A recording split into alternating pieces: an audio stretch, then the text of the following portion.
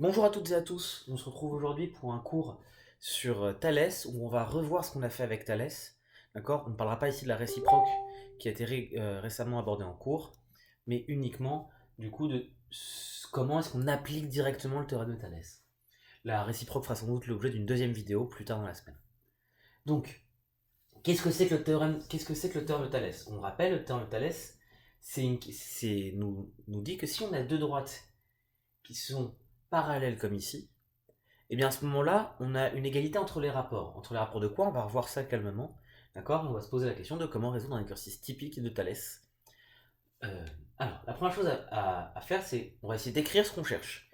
Donc, dans ce type d'exercice, on va souvent vous demander, alors, on cherche,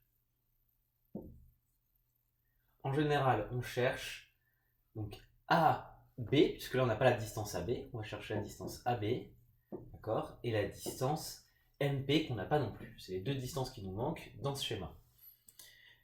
Donc, quand on cherche ce genre de choses, comment est-ce qu'on va procéder? Comment est-ce qu'on va réfléchir? Eh bien, la première idée, ça va être d'appliquer le théorème de Thalès, parce que comme les deux droites ici sont parallèles, on va bien voir que les deux triangles, du coup AMP et ACB, vont être ce qu'on appelle semblables. Donc, on rappelle, semblables, c'est-à-dire qu'ils ont le même angle.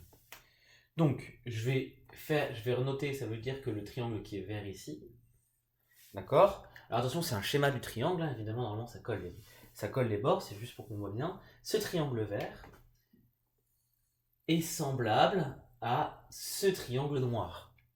Alors, pourquoi ça nous est utile? C'est parce qu'on se rappelle que être semblable, ça veut dire que les deux triangles ont les mêmes angles, donc c'est-à-dire que, évidemment, là, l'angle en A est le même, mais ça veut aussi dire que l'angle en M et l'angle en C sont aussi égaux. Pareil, l'angle en P ici et l'angle en B ici sont eux-mêmes égaux. Donc ça nous donne une égalité entre les angles intérieurs, si on veut. Et en quoi est-ce que ça nous intéresse? Ça nous intéresse parce que ça veut dire que le premier triangle est en fait une réduction du deuxième. Le triangle vert est une réduction du triangle noir. Et inversement, le triangle noir est une augmentation du triangle vert. Donc ça veut dire que si je multiplie les bords par les côtés de ce triangle-là par un certain nombre, le même pour les trois côtés, d'accord? Alors je récupère le grand triangle rouge. Donc ça c'est ce que nous dit le théorème de Thalès. Donc on commence toujours, quand on va appliquer le théorème de Thalès pour pouvoir avancer, on commence toujours par un point qui est très important, on commence toujours par euh, redonner les conditions, c'est-à-dire rappeler que les deux droites sont parallèles. Donc, soit, non, excusez-moi, donc on a MP parenthèse et BC parenthèse parallèle. Alors, petit aparté de quelques instants. Là, j'ai mis des parenthèses alors qu'ici, je n'en avais pas mis. Ici, c'est bien parce que ça signifie, on parle de la distance. Ici, on parle de la droite qui passe par M et par P. D'accord? C'est bien, faut bien faire attention. Ici, il y a deux différences. Ici, des parenthèses parce qu'on parle d'une droite. Les droites sont parallèles. Ici, pas de parenthèses parce qu'on parle de longueur. Donc, on a MP et BC parallèles, donc, avec le petit s à la fin. Donc maintenant qu'on a ça, qu'est-ce qu'on peut dire? On peut donc dire, d'après le théorème de Thalès,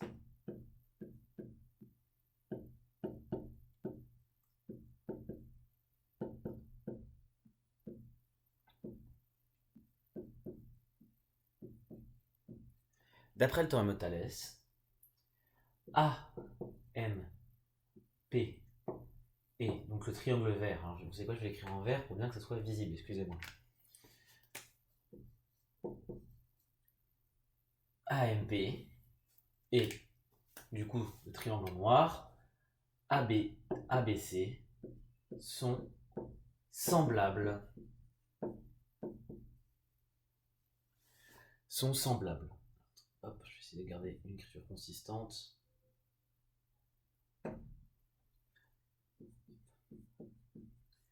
Voilà.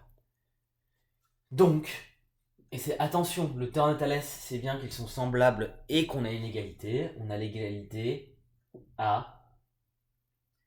Alors, excusez-moi, l'égalité est assez importante.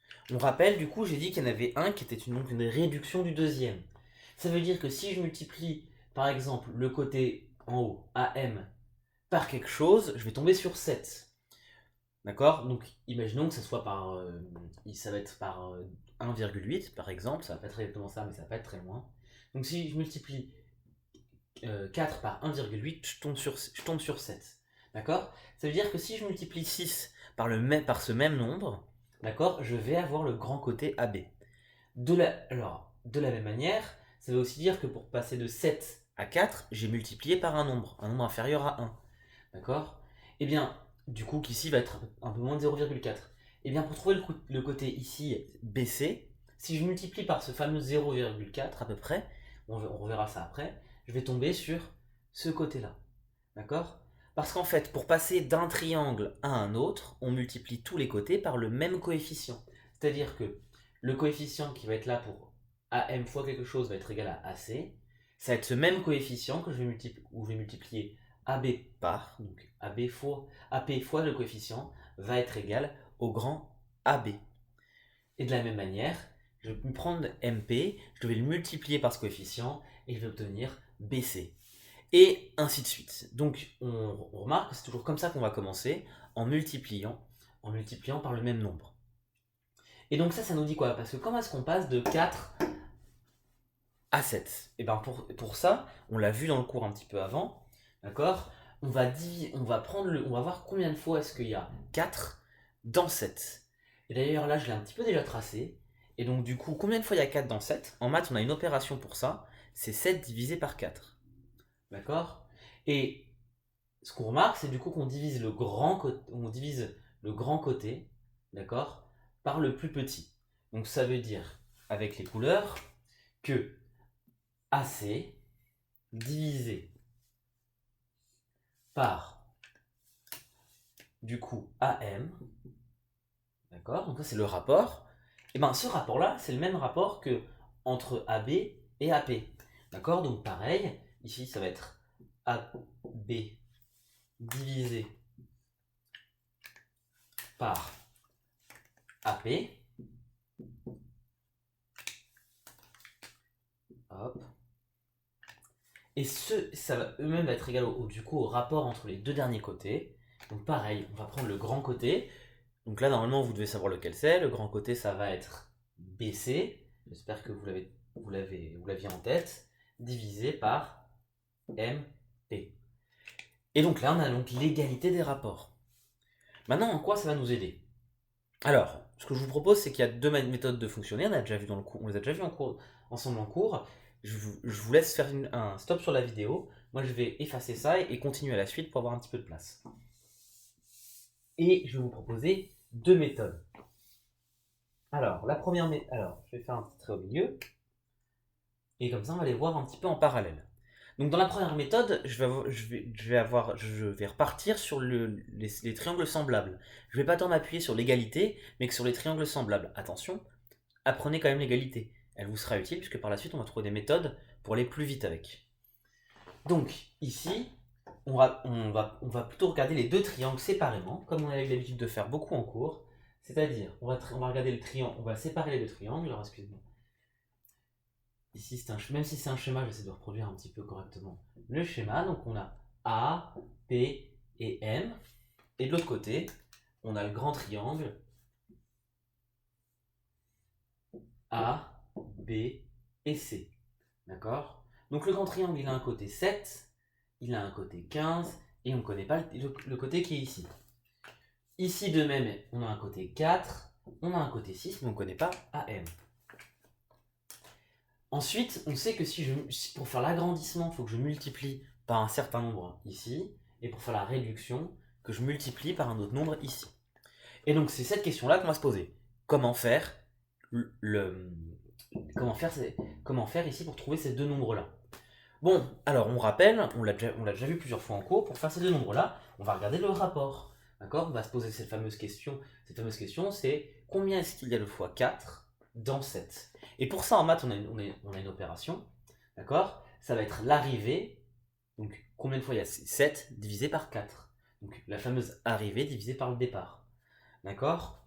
Et donc, je vais d'abord écrire ici sous forme de fraction avec le nom des côtés, c'est-à-dire que ici, ça va faire AC divisé. Alors attendez, excusez-moi, je trouve mon verre. Divisé par AM. Voilà. Et ça, du coup, si on remplace par les valeurs qu'on connaît, ça va être égal à. Ça va être égal à donc 7 divisé par 4.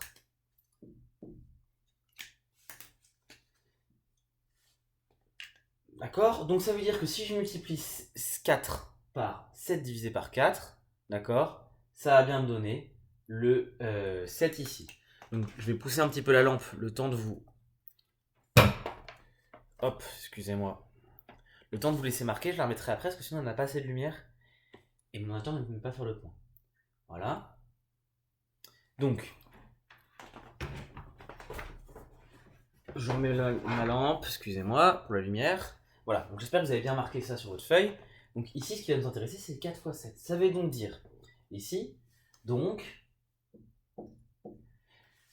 si je veux le côté AB, d'accord, ça veut dire que AB est égal à, du coup, ce fameux coefficient, donc 7 sur 4. Hop, alors je vais prendre la couleur rouge, 7 sur 4. C'est le coefficient, d'accord. 7 sur 4 fois AP, parce que du coup c'est la longueur AP qui va grandir, donc ça va être 7 sur 4 fois AP, d'accord. Donc là, vous allez avoir besoin de votre calculatrice, d'accord. Déjà on va remplacer AP par sa valeur, ça fait 7 sur 4, d'accord. Alors je vais essayer de garder le rouge, excusez-moi. 7 sur 4 fois 6, d'accord. Ce qui va donc nous donner, donc on sort la calculatrice, on refait les calculs, hop. Ce qui va donc nous donner 10,5. Donc on sait que AB va être égal à 10,5. D'accord. Donc je peux noter la valeur de AB maintenant. Hop, je l'encadre pour bien montrer que j'ai la solution. Vous pouvez me l'encadrer en rouge pour que ce soit plus joli. Très bien, le problème c'est que maintenant on a AB, donc je vais l'écrire en rouge. Ça fait 10,5. Maintenant, le problème c'est qu'on se pose la question MP. Or, notre flèche qui est ici, alors, hop, non, c'était pas assez. Notre flèche qui est ici, si on regarde bien, elle part de là et elle va jusqu'à l'autre triangle. Elle va pas dans l'autre sens. D'accord? Donc, on ne pourra pas deviner excusez-moi, je ne vois pas bien. On ne pourra pas deviner la valeur de MP comme ça, en prenant CB. Par contre, on a une flèche qui va dans l'autre sens. Donc la flèche qui va dans l'autre sens, c'est pareil. On se pose la question, dans 4, combien est-ce qu'il y a de fois 7? Donc cette fois-ci, on est dans l'autre sens. Et en fait, ça va être l'inverse. Donc ça va être AC, excusez-moi. AC, hop, qui divise AM. Alors là, c'est un fois et là, c'est un fois aussi. D'accord? Et donc, en fait, on se rend bien compte que c'est l'inverse. Donc ça va être égal à quoi? Ça va aussi être égal, du coup, alors je vais marquer en rouge cette fois-ci, à 4 divisé par 7. D'accord? Donc c'est-à-dire que pour passer de ce triangle-là à ce triangle-là, on multiplie par 4 divisé par 7. D'accord? Donc, si j'applique un petit peu ma méthode ici, donc, d'accord, on dit que MP, excusez-moi. MP, le côté qui est là, d'accord, c'est une réduction de BC, donc c'est BC fois le coefficient, BC, le coefficient de réduction ici c'est 4,7, donc c'est BC fois 4,7. D'accord? Donc j'ai plus qu'à remplacer, et ici ça va me faire 15 fois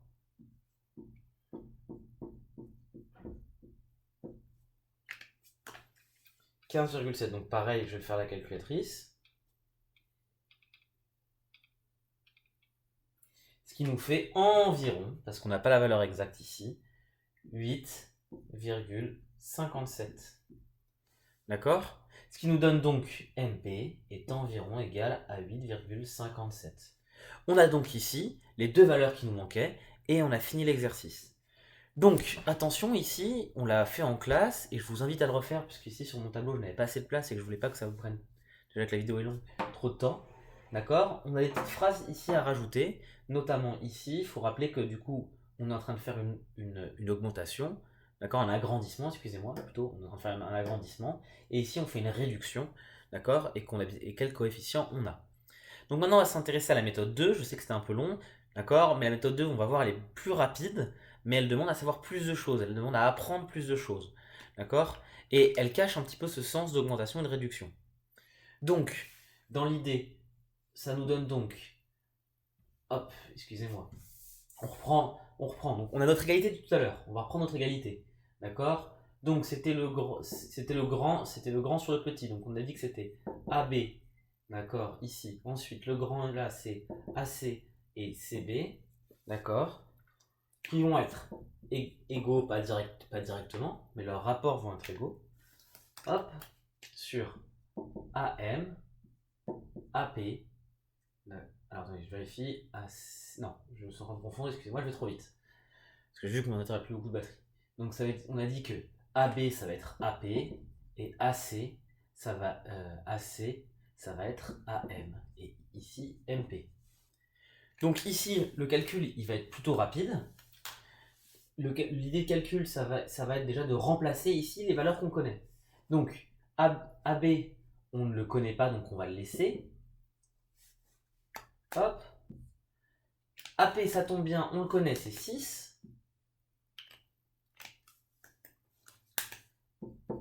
AC, AC, on le connaît, c'est 7. AM, on le connaît, c'est 4.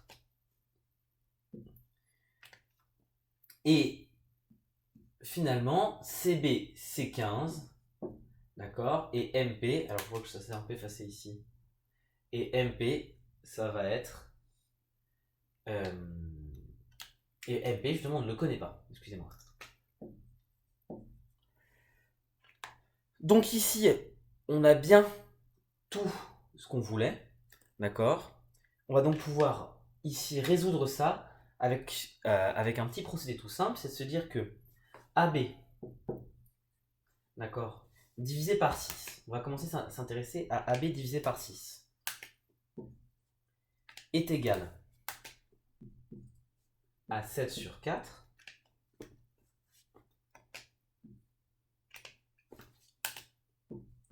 voilà, sans rien rajouter. Donc AB est égal à 7 sur 4. Donc c'est-à-dire que si je divise AB par 6, ça me donne 7 sur 4.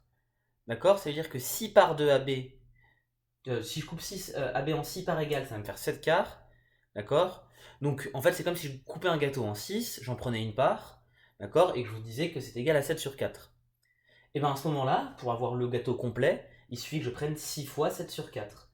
Donc ça nous dit que AB est égal à 6 fois 7 sur 4. Et on vérifie si c'est bien le même résultat que tout à l'heure. Ça nous donne bien 6 fois 7 divisé par 4. Ça nous donne bien 10,5. On est bon. Ensuite, ici, on va prendre la deuxième équation. Donc on a toujours 7 divisé par 4. Donc on a AB, excusez-moi, on l'entoure bien. Je passe pas devant le nom. On a AB, d'accord, on l'entoure bien. Ici, on continue avec du coup, notre but ça va être de calculer MP. Mais ici, on a un problème, c'est que MP divise. Donc on ne peut pas faire la même méthode. Enfin, on ne peut pas tout à fait faire la même méthode, puisque vous êtes d'accord que si deux nombres sont égaux, alors leur inverse aussi vont être égales. Donc ça veut dire que si on a cette égalité-là, alors on a aussi l'inverse, c'est-à-dire qu'on a aussi 4 sur 7 qui est égal à MP, alors non, envers, excusez-moi, MP divisé par 15. Donc ça, qu'est-ce qu'on a? De la même manière, du coup, on a MP qu'on divise par 15, ça donne 4 sur 7. Donc si je prends 4 fois 7 sur 7, j'ai 1 MP. Donc MP est égal à 15 fois 4 sur 7. On se rend compte que c'est le même calcul que juste avant, ce qui nous fera bien 8,57. Donc on a vu deux méthodes pour résoudre le même exercice. Je vous demande de choisir, vous, ce que vous voulez réaliser en contrôle, mais de bien maîtriser les deux méthodes, puisque chaque méthode a son avantage. Celle-ci est plus rapide, d'accord. Il y a moins de réflexion à voir, on n'a pas de schéma à faire, etc. Mais celle-ci donne bien le sens, donc celle-ci est aussi importante que la deuxième. Voilà. Donc sur ce, je vous souhaite une bonne journée, j'espère, ou une bonne soirée, on se recroisera en cours, et à bientôt. Au revoir.